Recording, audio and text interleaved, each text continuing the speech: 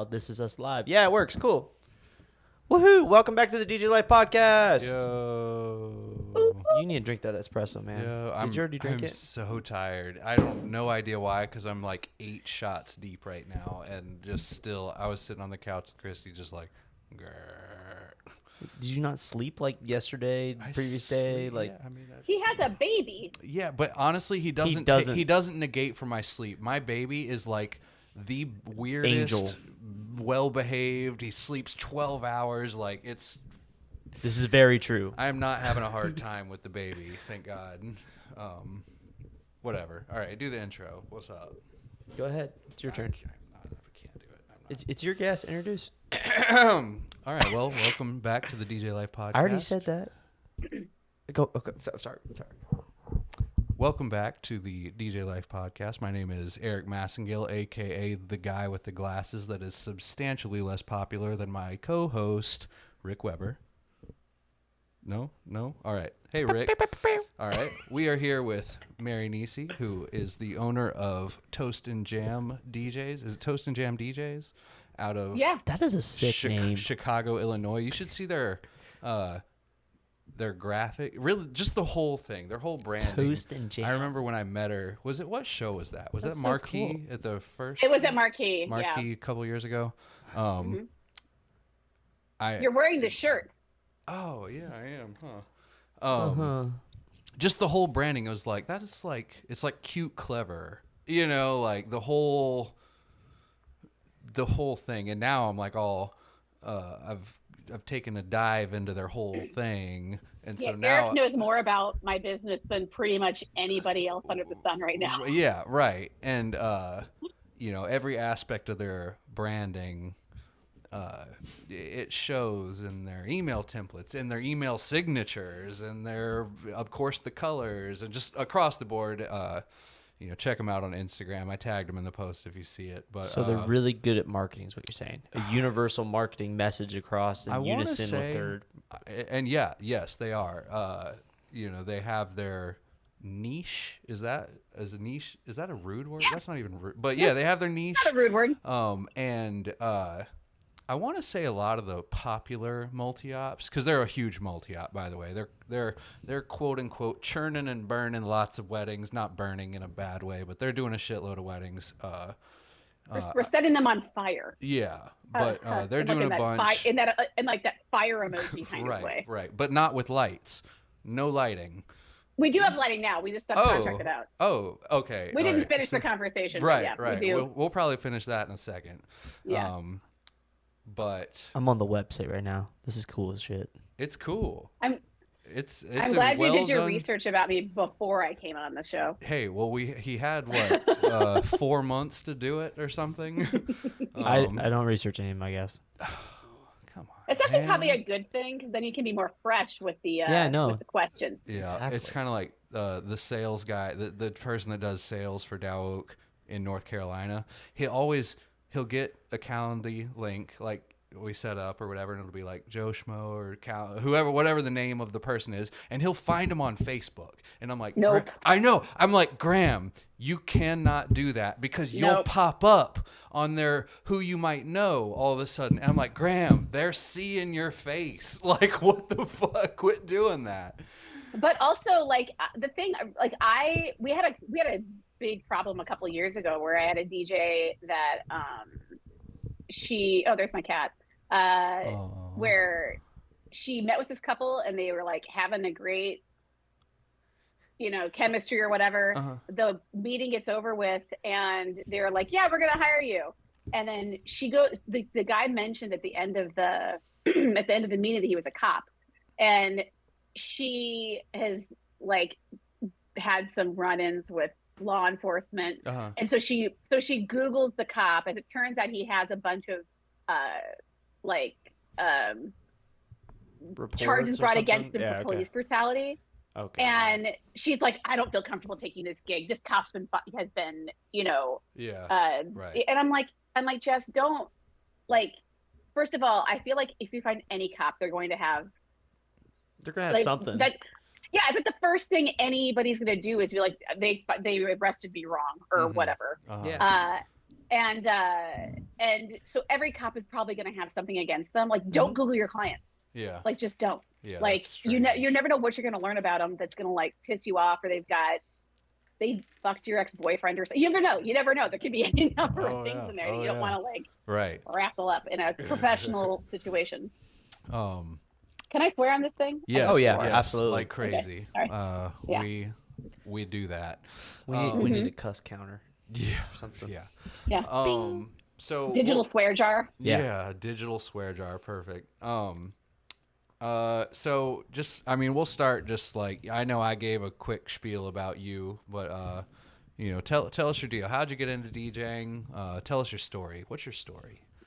My CD. Yeah. Well, I was raised in a house that had a lot of music in it. I've been a music dork since I was a very young age. I was the fifth of 6 kids, and all my older brothers and sisters were like super into music and just liking music or like playing it and being a musician or both? My brother is actually a drummer. He's a professional drummer to this day. My mom was in a Dixieland jazz band that toured through Europe twice. Okay. Little flex. Got it. Yeah.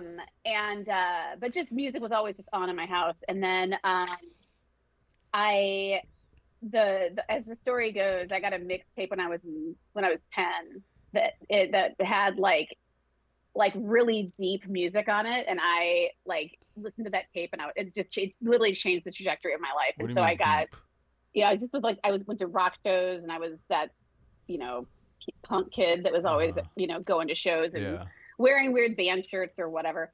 So then I started DJing on an independent radio station here in Chicago that allowed community members to come in. Like, it was at Loyola's University's campus, but it wasn't Loyola's channel. So a bunch of us were DJing on there, and I did the morning drive. And when you do the morning drive, people become kind of nuts, like rabidly into you.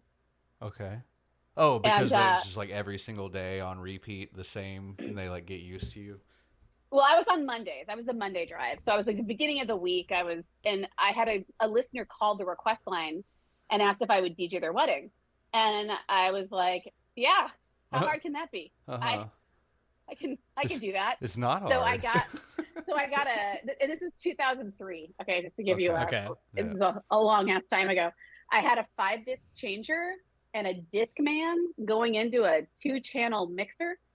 And I had like a shitty SM58, and I rolled up. I had a book of CDs that I was doing it out of, and I DJ'd the whole thing. And I left that wedding, and I was like, "This is the rest of my life." Like, I got paid to do this. It was amazing. Like, and so soon thereafter, I wound up getting a job here, doing weddings for a company. And they needed help in the office, so I started working in the office and DJing weddings, and I lasted for 2 seasons there. And I was getting close to 30, and I was like, I can't keep working for other people. I'm like done with this. And so I started Toast and Jam, and here we are. Okay, very cool. How many? Because you're a multi-op, how many DJs is Toast and Jam up to? Give me some stats. How many? Well, I had kind of a rough day because one of my DJs quit today. Today? Today. She's the 3rd DJ in the past month that's done my mental health is getting destroyed by weddings. My what? Like, what did she say? Mental health. Oh. Like, I don't want to make fun of mental health, but like, yeah. I by any stretch of imagination, I mean, I definitely have had my own mental health issues, but it just sucks to leave me in a lurch at the beginning of the worst part of the season. My argument for that, regardless of the mental health thing, I mean, it's real, of course, but like, but you have to make money. This job is I would consider it the easiest way to make a crap shit ton of money in a short amount of time and fun. And it's super fun. So like, what's the alternative? Like, I know. Like, I 100% agree with you. Yeah, but like the alternative is gonna be a lot on your mental health. If if it's work that's causing the stress, and I mean, you know, I don't know that person's situation, but like, what the fuck? That's a great point, actually. I mean, because it's true, you make a lot of money in a little amount of time. You know, like, would you rather work like 10 hours in one day that kind of sucks, or 40 hours spread over and make 5 less money? days? Yeah, exactly. If not, less money. if not more than 40 hours. Right. Yeah. I mean, it's that doesn't make any sense to me, honestly. And for that reason, I'm not saying that mental health is not real, but if someone were to give me that reason, I would call them full of shit because of that breakdown. Because there's no way they haven't thought of that. And here's the thing: this is a hard job. Like, you know, it is. I mean, at least you know, if you care, it's a hard job. Oh, you know, like if you are, you know, you get in there, you got drunk people. Well, you've got like planners and other vendors up your ass, and you've got, you know, all the emotions and shit of all the family members and whatnot. And then then people start drinking, and they start kind of verbally abusing you, you know, halfway. Like there's definitely hard sides to it. You have a lot of female DJs too, and I would imagine it's more difficult for a female in that scenario. Yeah, I can see that. Yeah. You got to deal with drunk guys too. That's what I'm saying. Drunk coming dudes, up to you and versus a female. Let's be real. Like they definitely say different.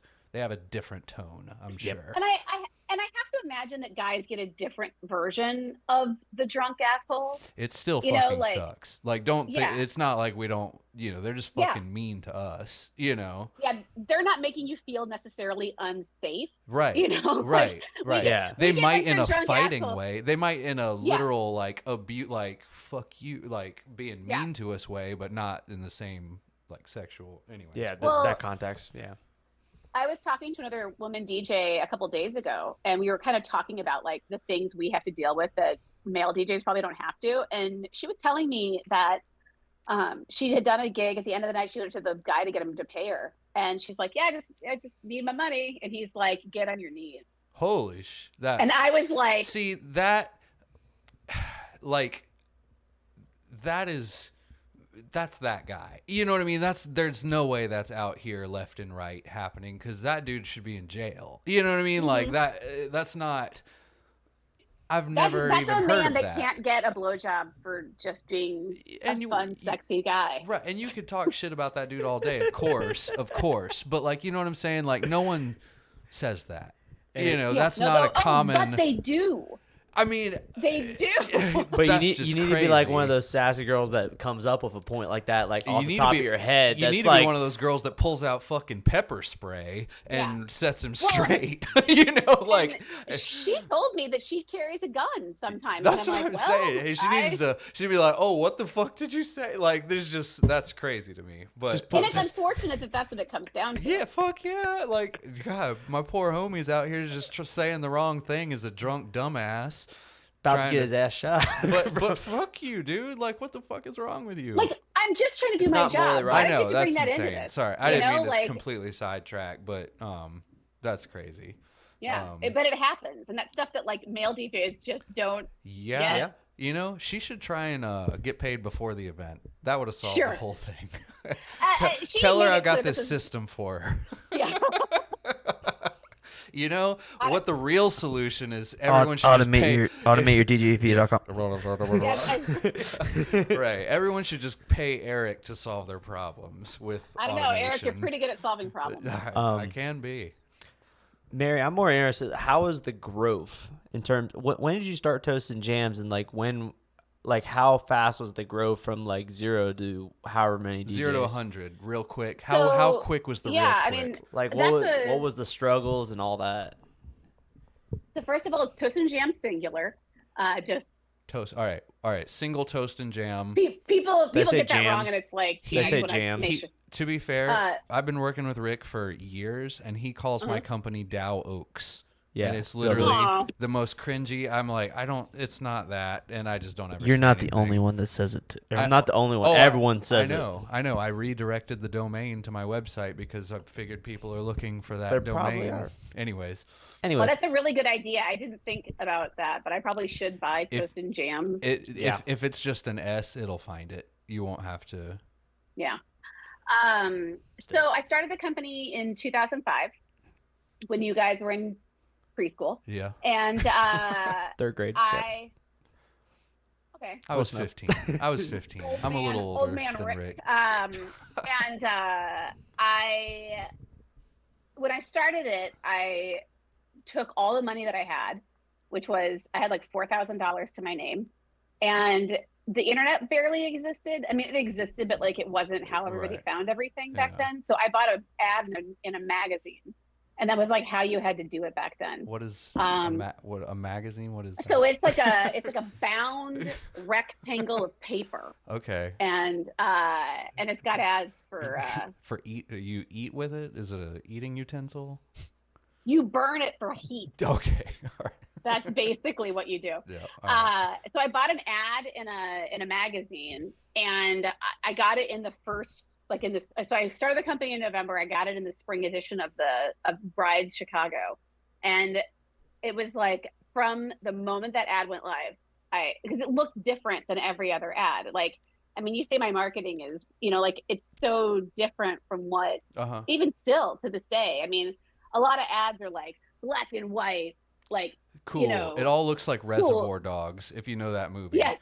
Every DJ company is trying to look just like Reservoir Dogs, and I'll say Joe Bunn. Joe Bunn's company. He's even taken that picture and said it, and that's fine. We all want to be Joe Bunn, but you know what I mean? Don't we all? Yeah. Anyways, yep. I'd follow that man into the gaping mouth of hell. He's super cool too. It. Yeah, he's super cool. He's a good guy. Yep. I have nothing. I don't have a bad word to say about him. I know. I used to hate him, but it was just out of like I don't really have a reason now because now I know him. But Rick actually mended that. Now one. he's using your template. So. Yeah, now he is. Yeah. Anyways. But it was all just like black and white, or like a single rose. And or a microphone, and it was just like classydjs.com or whatever. And mine was like a piece of toast giving a speech and a jar of jam dancing, and like it was like unique. Fun. It was very unique and stood out. Well, and I feel like I do a lot of like business classes and whatever, and like one of the I was in it, they were like going around there like, what are words that represent like what you want your company to be? And everybody was like, like taken seriously, professionalism. And I was like, fun. And the woman was like, that's it. You like totally broke out whenever you said whatever you said. I blanked out. Yeah, it went silent. It was fun. I was looking if fun was the word. Okay. Everybody should be trying to have fun with their businesses. Yeah. Okay. So at any rate, my point is that that's what, like, we're supposed to be bringing fun to the event. So I wanted like our ads to represent fun, but not like a clown. Yeah. Not like children's party. Yeah.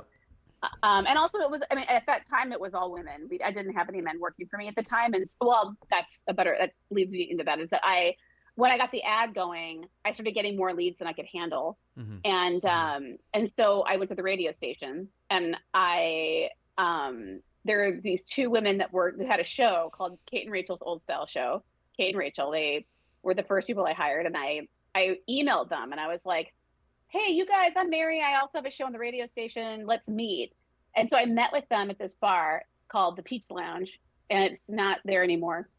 But I walked in, I realized I didn't know which one was Kate or which one was Rachel.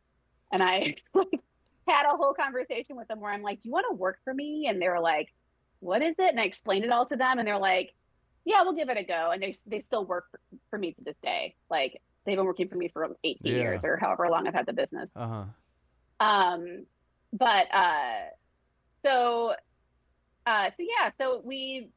that ad. I got Kate and Rachel on. I had some other people come on. I hired my first dude, Dustin, who has also been working. Like he's my first dude, and he's been with me. Like I think I hired him like 6 months after I hired Kate and Rachel. Nice. And so, like from a business perspective, it was just growth. Like Scale. I never had any like, I might have to turn the lights off conversations with. Yeah. Like it's always just been steadily growing. And, one of the things that sets us apart from a lot of DJ companies, probably even yours, is that like, you know, usually there's a sales team that like sells them on the company and then the DJ gets assigned later on. Yep. My DJs do all of the sales calls. They do all the meetings. They I keep know. all the notes. They do all of that, which was never a problem until the pandemic. Yep. Once the pandemic hit in, it's become that model's been a bit difficult, especially with all the DJs I'm bleeding right now. Right. That was what pushed us to switch it. We used to do it more similar, at least to you, not completely, whatever, but yeah. Yeah. So the biggest problem, like for me, is just finding people to work for me, which I know everybody has that same problem. I mean, it's so hard to find people who are like are creative and able to read a floor and know a lot about music, but they're also like organized and can type in complete sentences and don't, you know, like wouldn't like get fucked up at the wedding. And, Right. you know, like it's finding people that understand all of that. And that's the hardest thing it's just hard. It's even harder now. Yeah. Yeah. It's gotten 10 times harder since 2020, I feel like, at least. Yeah. So we started so everything was kind of chugging along, and then my biggest setback was in 2013. I got audited by the Illinois Department of Employment Security, a organization within the state of Illinois that I want to die in a fire. They're the ones who manage unemployment security, like unemployment and labor things. And I had a DJ that was working for me, and like she just imploded. And I fired her, and then I think she tried to file for unemployment. And at the time, all my DJs were classified as independent contractors and 1099s. And everybody's a 1099. I would reckon that probably your DJs are your DJs 1099? Now they are. We used to be W-2 and we switched to 1099. Interesting, with the other direction. Yeah. I'm all W-2. And you're all W-2? I'm all W-2, Were they always W-2? Yeah. I've only had my company for 4 years. I was working for a company prior. So I only got 4 DJs right now. I'm going to 6 next year. Were you a 1099 or W-2 for them? I was a 1099 for them. Okay. Well, smart. Good on you to come out of the gate as a W-2. Erik's actually the reason why I started W-2, and then he switched off of W-2. It's a vibe. I mean, everybody here was 1099. Like, I mean, everybody who works in the wedding industry was 1099. So like it didn't occur to me that what I was doing was wrong. Right. So I get audited, and P.S. I was 8 months pregnant when this happened. Ooh. Oh, wonderful. Which was horrible. Yeah. And not to sound like poo-woo-bee, but I was like on my baby moon in Hawaii when I got the information that I was being audited. So I'm like in Hawaii, 8 months pregnant, and then I get a fucking notification that I'm getting audited. Yeah. And it was horrible. Like an audit, even though it wasn't a federal audit, like audit, it's so invasive. And the most fucked up thing about audits is that the auditor, while there are some guidelines they're working within, there's a lot of opinion. There's a lot of like, well, I feel like it's this way. And it's like, well, but, there's these 10 guidelines on things that classify you as an employee or as an independent contractor. And they were like, I occupied a gray area on a lot of them, but I was solidly in the black on most. And they decided at the end of the audit that I lost. And when you lose the audit, I was being audited for like 2010 or something, like, and so you have to pay back something taxes. But it's like 4% of the first $12,000 or something. Like it wasn't very much because I had a very low percentage because nobody had ever filed for unemployment before. So the percentage is based on how much you're potentially going to use the unemployment. This is a really fun, sexy topic. I'm but listening closely. So I am it's too. good. This is interesting. Yeah. Okay. So I, at the time when I got audited, I had like 12 DJs. And so like, it wasn't that bad. Like it was, which I know sounds 12 DJs is a lot of people, but I average between 20 and 25 DJs in general. Right. So at that time I was a bit smaller. Mhm. And so the whole amount of money they wound up getting from me was like $3,000. It was like, cause it's like the unemployment is based off of like a percentage of the first chunk of money. So what I wound up owing to the state was $3,000. Ask me how much money I spent in lawyers and my Oh accountant. God, I don't even want to know. $25,000. Why was that part so much? Oh, just because you had to fight I it? had to, yeah, because I had to have my accountant do all the audit stuff because I Gotcha. don't Of course, right. know it. Right. Yeah. And then I had to retain a tax lawyer and a labor lawyer to have to come, to kind of answer to some of this stuff. Because at the time my DJ had a subcontract that they signed. Then they had these statements of work that they would sign for each individual gig to keep it as clean as I could. And so at the end of that, I had to completely redo my contract. I had to retain like two different lawyers, like a contract lawyer and a labor lawyer to make sure that, and a tax lawyer for that one as well, to make that all solid too. So that audit cost me $25,000. The state of Illinois got $3,000. Honestly, even though 28 grand, I feel like you came out pretty easy compared to some of the audit. I mean, an audit for anything, Well, so here's the thing is that, so I get audited and then my lawyers and everybody was like, look, we're rewriting your contract. If you get audited again, you'll be fine. Like, you won't have to, it'll be fine. There's nothing. Right. It'll be great. So we redo my contract. It'll be great. Keep him as 1099. I'm waiting for this. And then a year and a half later, I get audited again. I was waiting for it. Wait, I have a question though. Was it great? Was it a great audit? Was it great? He said it'll be great when you get audited again, if you get audited. And I want to know if he was lying. It wasn't. It wasn't. It wasn't. That liar. God. He lied. It was. Did you sue him? Just as invasive, but I had fired my first accountant on the first audit because he fucked up a lot of things, and he also said some super sexist stuff to me and was like, get on your knees. He told me to get on my knees. I was like, what? We're getting audited right now. Even if I was down, this is not the time. I'm like, will there be lube? Will there be lube? And so I'm like, my door's open.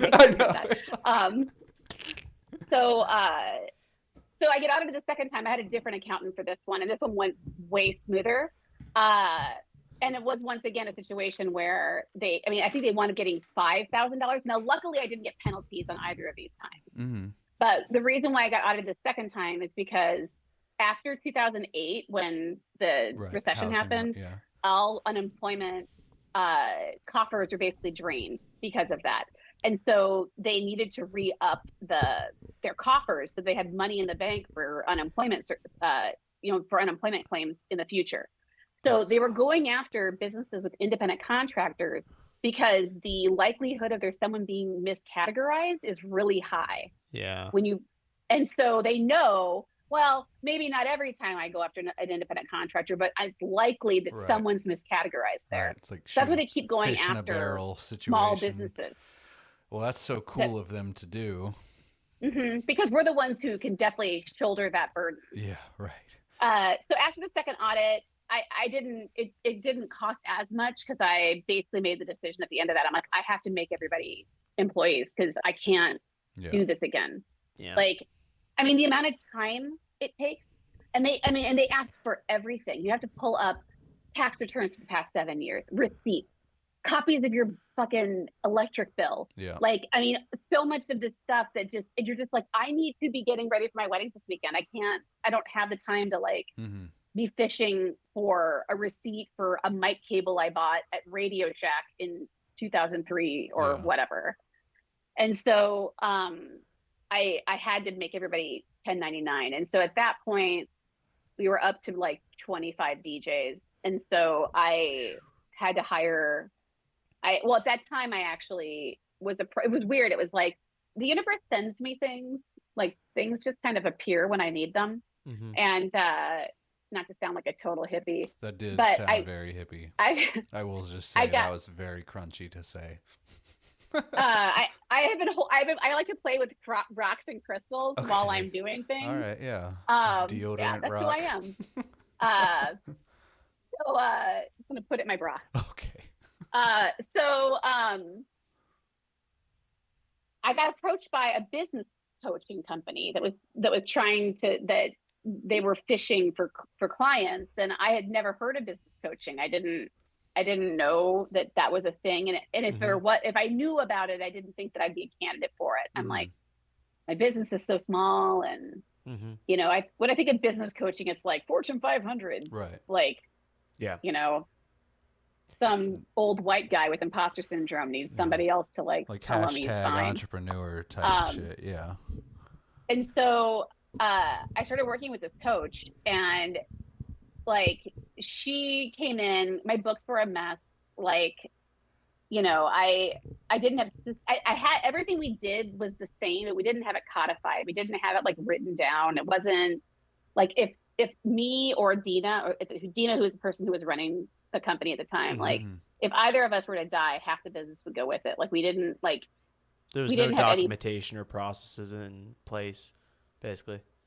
At that time it wasn't. It was like 2016 was when this happened. And so I got this coach, and this company came in, and her name is Carolyn Turner. She's an angel. Like, she really whipped me into shape. And I was like, the thing I really need help with is turning my DJs into employees. And so she helped me get through that entire process of converting them to employees. And I want to get hiring. I got a payroll company, and that had an HR element to it. And so they helped me make like an employee handbook, and, you know, like how to make sure I'm not violating any labor laws, which, like, you know, I mean, I've got a dirty mouth. I just sort of say stuff. Like, I'm sure I have like sexually harassed half my employees in some capacity. But in a fun way, like, Jesus. That's the motto, flirty. Right? It's the business. We're fun here.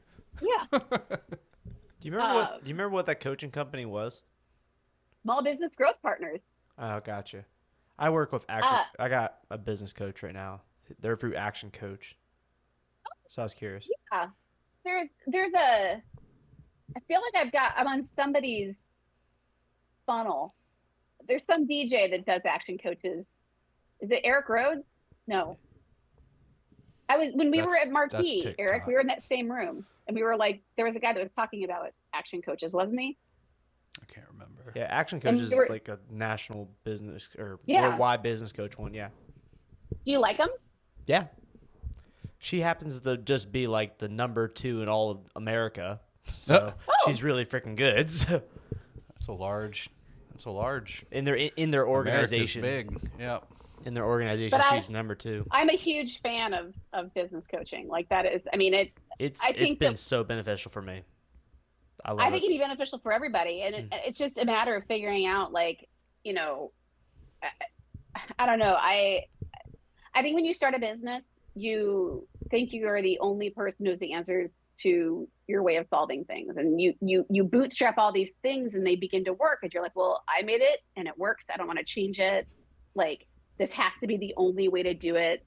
And when you get business coaching, and they're able to kind of get you out of your own way and kind of show you different ways to do things, and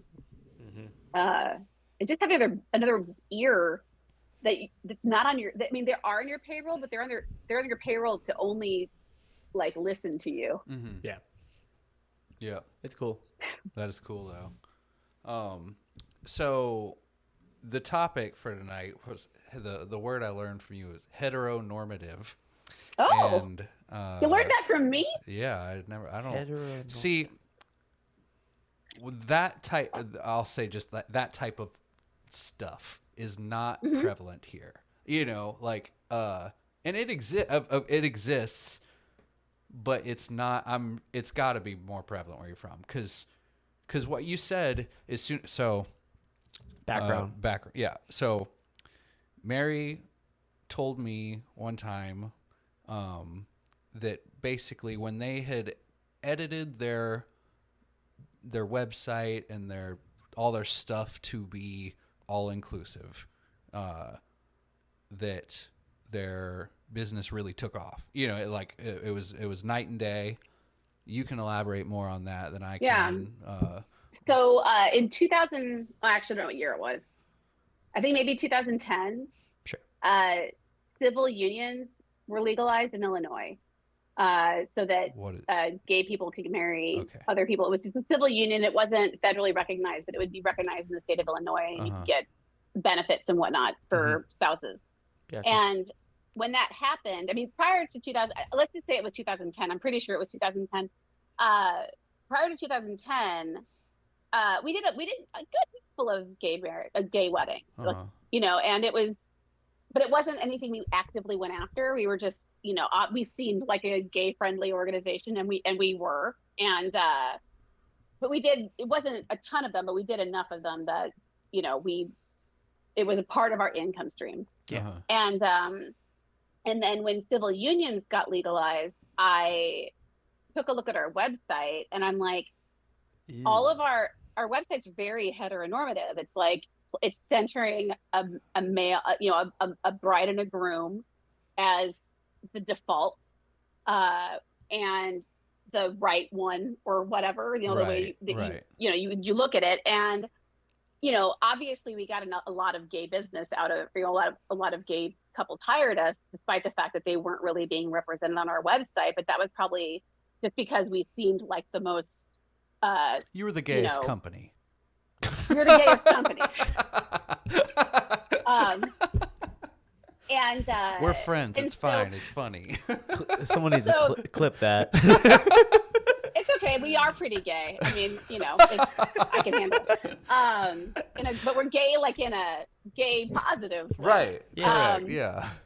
So we, I went to the website and we stripped out the words bride and groom from the website. So it all became the couple, the newlyweds, any number. We've never said bride or groom. And we made sure that in our images that we were putting of our clients up there, that we were always going to have for every 2 straight couples, there would be either a non-straight couple or people of color, just to make sure that everybody can see themselves when they're looking at the website, because people who are straight aren't going to notice that I didn't say bride or groom. Right. Mm-hmm. But the gay couples will notice that. Right. And or people that are non-binary, we've gone further than that now, and now we do pronouns. But at the time, it was just, we purely just stripped out any heteronormative language and just made it all like across the board. Anybody who looks at our website can see themselves reflected in it.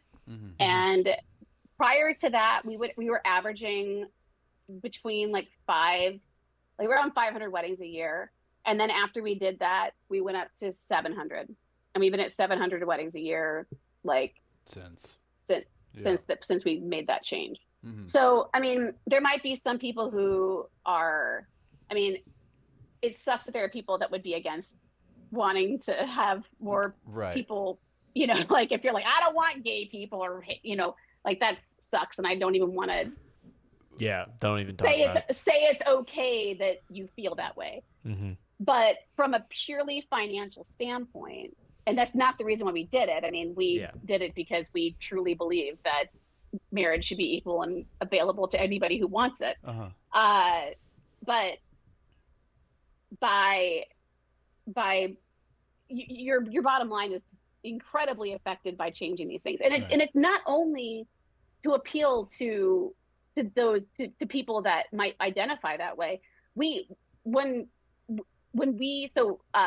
a DJ that began that was like, I don't know if they don't work for me anymore. They began transitioning and asked if we could put their pronouns on the website, and I was like, oh God, yes. Like I felt like dumb for not having already done that. Uh-huh. But when we put their pronouns up on there, we're like, well, we should put everybody's, because Yeah. that way, and so we put everyone's pronouns up on the website, and the number of our like super straight whatever clients are like, I love that your pronouns are up there, because they want to see their own values reflected in the people that they're hiring. So they know that their trans guests, their gay guests, their non-binary guests are going to feel seen and safe at an event where we're going to be. Right. And so we actually changed, we try, it's not because so much of the stuff gets ingrained in your head, but we try to use inclusive language when we're addressing the room. So we try to not say ladies and gentlemen. We try to, I'll never forget, one of the first things I did that sucked was I was doing a wedding for two men, and I was doing the introductions, and I was like, all right, folks, let's bring in our bridal party. And I did the whole introductions. And the planner came up to me after I got done with the introductions. He's like, they're not mad. And I'm like, what did I do? And he's like, you called it the bridal party. And I'm like, I don't even understand, actually. What do you mean? What is it called? Wedding party. The wedding party. See, that's what I'm saying, when it's like, it's not prevalent here, and someone would tell me that, and I'd be like confused, Yeah. If it's a bridal party has a bride in it. Two dudes, there's no bride there. That makes sense. That's so weird. It's not weird when you say it. No, it's not, but that's the thing. It's like, You didn't know that one? No.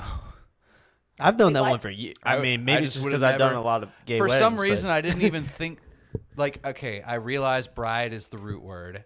It didn't click that means female. I call people out on that all the time when they say it. Bridal party. I'm like, you can't use bridal party anymore. I was it's just assuming that was like a wedding party. It's the same thing, and technically it is the same thing. I follow. I don't know. I think wedding party sounds better personally too. It's funny because when I was writing your planning forms with Nora, she was dragging me through this. I was like, because I would be like, yeah, and example, Mr. and Miss John Doe, and she's like, And she was like, you cannot say that, and I was like, I don't know how to, like, I was like, you just tell me what to type. It really, you realize how we haven't, it's not like gay people got invented in the last 30 years, but it's like straight people are the default. Straight people, and so it's not, we think of it as the default. It takes a while to kind of unlearn that stuff. And when you do that, you kind of, I feel like I've been forced to do it because we do have a very liberal clientele. We have a very, progressive work. Everyone who works for me we're all, a bunch of hippies with crystals in our bras. Speaking of, if you're even wearing a bra, come on. Like you do. I'm just kidding. All right. Next week after I get done with that camp. Can we? But can we back up for a second? Yeah. You were saying pronouns. What are you talking about when you said pronouns? That I might be dumb, but I'm just confused. No. I told you. So See, I'm aware. So I know Eric said it to me. Well, you got put through the ringer already, so I'm learning a little bit. So you're assigned male at birth if you really want to start nailing this thing down. So when you were born, because you got a penis and testicles, you were assigned a male a gender when you were born. Now you might realize that you've got some feminine stuff inside of you, and you might realize, like, I don't really feel like I'm a guy. I kind of feel like I am a woman sometimes, and sometimes I feel like I'm neither of those things. And so, there's she, there's he, and then there's they, the they pronouns. So there's the people that's why I have a DJ that doesn't identify as female or male. They identify as non-binary. So their pronouns are they, there. And so by putting the pronouns on the website, so all of our websites and in our bios and on our cards, we have our pronouns on them so that our clients know how to properly identify us as like male or she, he, or they. Okay. Does that make sense at all? If you instead of being like I'm fucking a him, was like I'm a she. and you like or they. or just whatever, something else. So what you're saying is basically just in general in the description of each DJ, you specify kind of he is a, or Yep. Okay. It says like it'll say like Dustin Dre's he him, so you know that when you're addressing him, Oh, he wants to go. Okay, I'm following. Yeah, this. it's so that when you're talking to them and addressing them, that you're referring to them as by their preferred pronouns. Gotcha. Because just that they might present as female or present as male, on the inside they might present differently, and so you want to make sure that you're not offending them or this is on your making website, them right? feel. I'm sorry. This is all on your website. Yeah, so if you go to our website and you look on the DJ's pages, they have their pronouns are on. I will be doing bios. my deep dive after this. Instead of before and this. we have it in our, we have it in our, but I've taken over, and what's great is how even like little kids, like my son, like kids now, depending upon where they're being, if that's what one of the part of the value system of where they're being raised, like the kids learn that at a very early age, and they all know it so inside and out. Like there was a kid that was over at our house a couple months ago, and their brother, the boy that was in their class has an older sibling that identifies as non-binary, and I referred to them as a she, and they go, oh no, she's non-binary, or they're non-binary, they're they there, and they just like know it, and it's so non-judgmental, and it's so like, I don't know, I think it's the next generation is kinder and nicer people. I used to make my friend ride in the trunk of my car, even if there was an open seat in the car. And I would always speed around corners because we went to school in the country. I could see it being nice if kids are getting nicer. I'm sitting over here like, where the hell are you going with this right now? I'm like, non-binary? No, no. My example is that I was just creatively super fucking mean. That's what I was getting. I was like, what are you trying to get? What are you trying to get at here? You took your friend and abused the shit out of him and beat him up. he would when he asked for cigarettes, because we were all smoking cigarettes in high school and whatnot. But if he wanted a cigarette, we would rip the filters off the cigarettes. No matter what, he would not receive a filter on the cigarette. Oh my god! And it became a thing. With this guy? I've talked to him. We were like good. Does he have like a secret hit list like that? He's probably. He's like the guy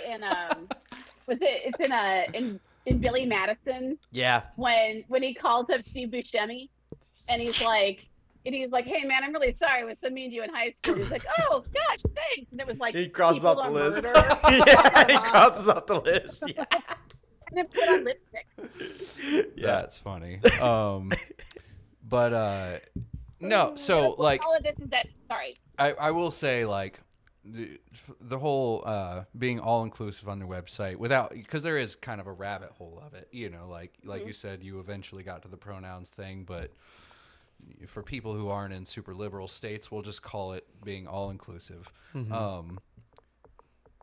What you were saying from strictly regardless of your opinion, from a strictly financial standpoint, you're saying that because the counter argument, so the counter argument could be that someone who is not cool with that would say fuck you. All right, so that's the counter argument, that you would lose business virtually off of people that are not okay with it. Possibly.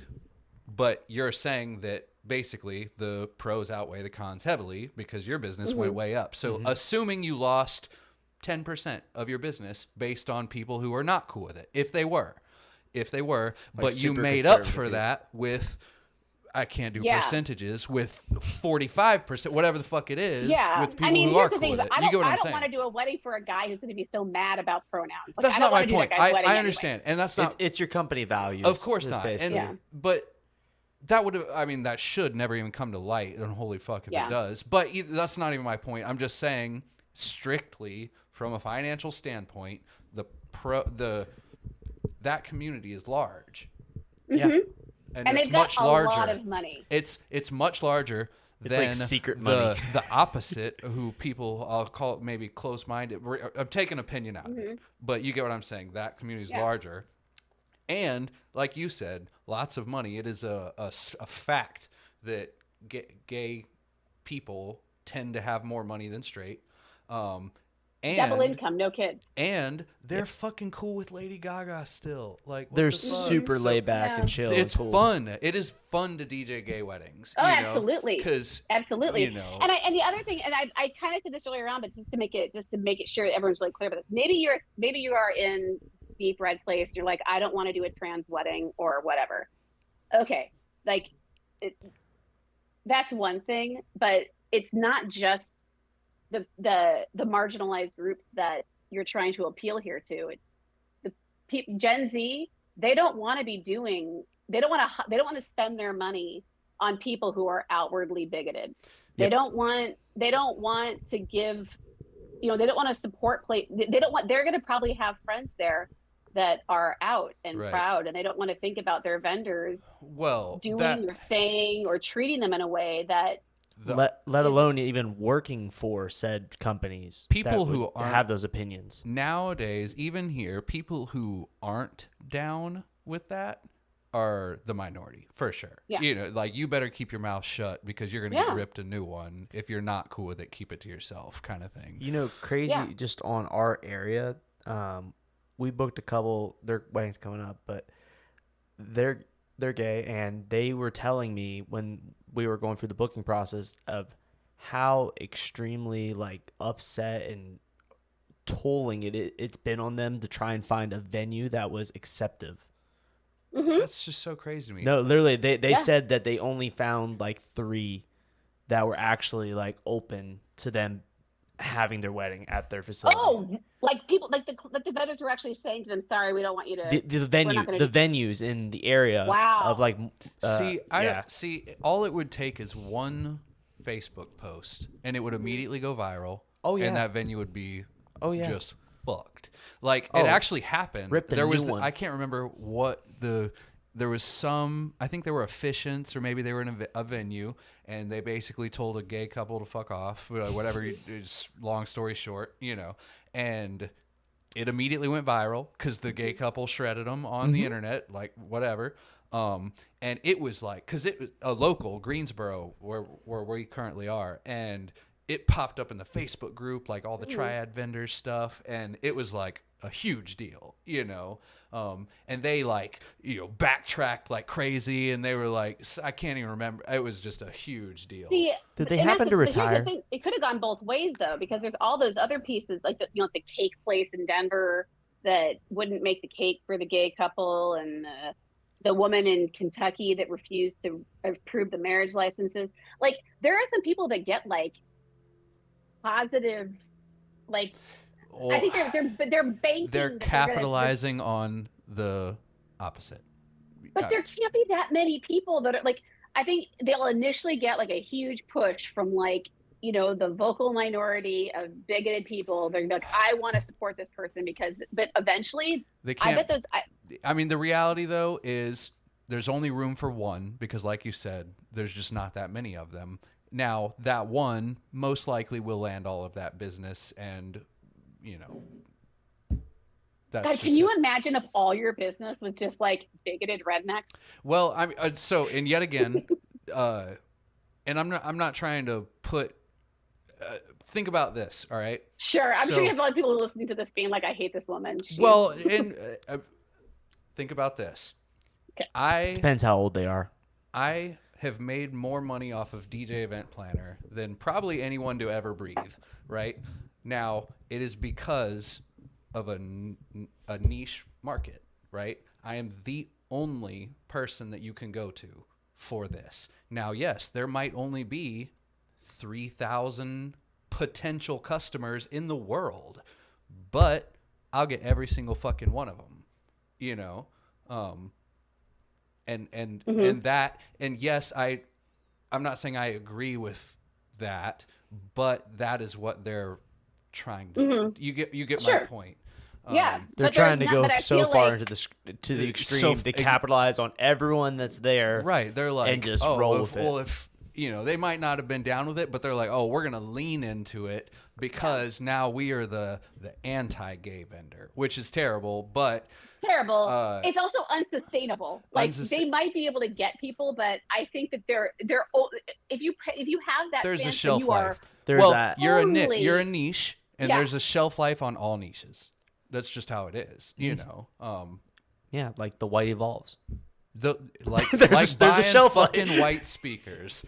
There is a shelf life. Wait, what? Like buying white speakers. It's a fad. It's a fad. Everyone started doing it, and because Joe Bunn told everyone to go buy them, so everyone's sucking white speaker dicks right now. But you know what I mean? Like, what's funny? Like, no one ever really considered that. Like, the big guys didn't do that. What? Like SCE, all of the big guys, they never went and got white speakers. They got some white speakers. Joe Bunn's got white speakers. Well, that's Joe Bunn. That's because Joe Bunn has an affiliate link for white speakers. And I feel like he's got Joe a little Bunn deeper is than that. pushing white speakers. Right. First of all, saying white speakers so often makes me sound racist. Yeah, But why they got to be white? I always comment that. That is always my comment. Is why they got to be white. But I feel like people are like, what? I feel like Joe Bunn's doing the white speaker thing just to see how far his tentacles go. Yeah, they go how far. How many people can I talk into white speakers? White speakers, white everything. I got very close to buying a pair of white EV30s, and then I was like, "Don't do it! Don't do it!" I did. Yeah, I bought black ones. Just don't do it. Don't go down that rabbit hole. Yeah, I mean, once you go black, though, it's the word on the block. I didn't say it. Well, everyone started black, so I'm just saying. I know, and it's just. I mean, it is what it is. Also, I'm very clumsy, and and so you'd need a Mr. Clean Magic Eraser. You better have one in your pocket at all That's times. what they always post. They're like, just the Mr. Clean. I'm like, I don't want to ever freaking touch my speaker to try and clean it. Yeah. I'm rolling mine down my dirty hills. Are probably the filthiest. Right. I don't want to think about like the shit that is what on my speakers. speakers. Do you use? Like they're so dirt. Well, no, I bought a pair of EV50s last year to make up for the fact that the pandemic was ruining me. So just my speakers are relatively retail new. therapy them. Yeah. Mm-hmm. Do all your DJs own their own speakers and gear and all that, or? Yeah. Yeah. Okay. That's crazy, and you still W-2 them. You pay them. I guess you have to. Oh, based on what you said. I pay them pretty well. Yeah, you do. Yeah. That's what I do. If they own their own gear, they make more money. If they don't own their own gear and need it, then okay, I got it. But we basically so when we hire new DJs, I give them their first 5 gigs, they get to use my gear. Like so they have 5 gigs where they get to make all the money and they use my gear. And then after that they have to pay to rent my gear. Right. So then they're like, yeah, this is a terrible deal, and then they buy their own gear. I like that strategy. Well, I might try that. I build gear rental on the flip now. Like the people that originally were W-2s and whatnot, now that we've switched everything, they now build gear rental and are 1099, and the majority of the company just has their own shit and whatnot. But I have fucking 8 DJs. What do you charge for rental? Only $100. Oh. Yeah, it's not. I charge 200, so it's not like it's not a lot of money, but it's a big chunk of money out of what I'm paying them. Yeah, well, the dudes, I'm much more of a bro to those guys because they've been with me forever. I'm not trying to like change it on. You know what I mean? It's really, I don't know. It is what it is. But well, and I feel like with the core DJs, especially like my Kate Rachels and Dustins, like the ones that have been with me since I started the company, like they were there in the beginning when I was figuring everything out. Like they A/B'd things for me. They formed relationships with vendors and stuff. Like I kind of feel like they helped me build the company. So I feel very good about giving them, having them be at a higher level. Right. Because, yeah. Well, there's seniority. I mean, there should be at least. There's seniority and there's also talent too. Mm-hmm. The longer they've been doing it, most of the time, the better they are. And the more requests they get for said DJ. Yeah. I mean, it's like, like I, prior to the pandemic, I hadn't done a stranger's wedding in like 4 years. And now I'm like back in it because I have to, DJs keep quitting or getting COVID or whatever. And so now I'm working a lot more than I have. And, you know, I'm just like, oh God, like, I don't know why I stopped doing this. This is actually like fun and I'm good at it. Yep. I just wish they weren't on Saturday nights. Yeah.